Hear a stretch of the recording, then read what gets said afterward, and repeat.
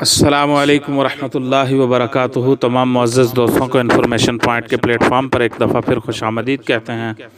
سامعین و ناظرین، آج کی ویڈیو کے اندر ہم یہ جانیں گے کہ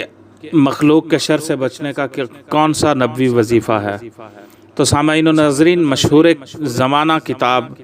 جو صحاح ستہ کے اندر شامل ہے، صحیح البخاری، اس کتاب صحیح البخاری کے اندر ایک حدیث پاک مروی ہے کہ حضور نبی کریم صلی اللہ علیہ وآلہ وسلم اپنے نواسوں حضرت حسن اور حسین پر کچھ کلمات پڑھ کر پھونکا کرتے تھے، دم فرمایا کرتے تھے،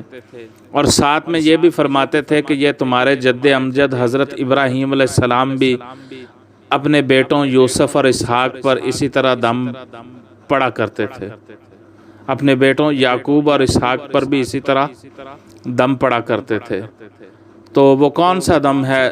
جسے بخاری کے اندر مروی کیا گیا ہے؟ تو سامعین و ناظرین، وہ یہ کلمات ہیں: اعوذ بکلمات اللہ التامات من کل شیطان وہامۃ ومن کل عین لامۃ۔ اعوذ بکلمات اللہ التامات من کل شیطان وہامۃ ومن کل عین لامۃ۔ یہ کلمات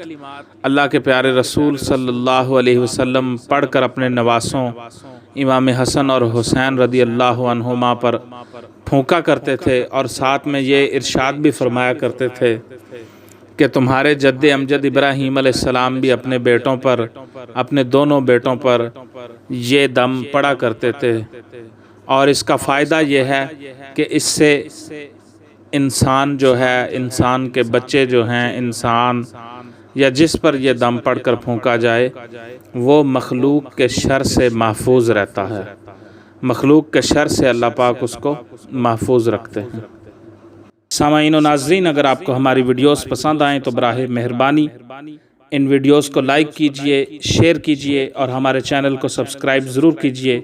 اور ساتھ موجود بیل کے آئیکن کو دبا دیجئے تاکہ ہماری آنے والی ہر نئی ویڈیو کی اطلاع آپ کو بذریعہ نوٹیفیکیشن موصول ہو سکے۔